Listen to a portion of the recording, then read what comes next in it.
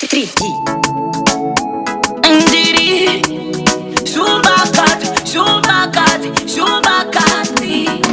Silence on me name Utaniragarira iwe Ndapinda mugua Autanifunga iwe Disisipo Renga kunaiso Mwana wakubereka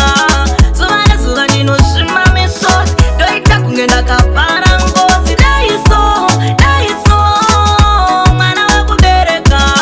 Suvana suva ndinoshima misoti Ndoita kungenda kapara ngozi Ita naye kubatira mumaoko Pese pawaenda wasiya bopo Totoni hadaiso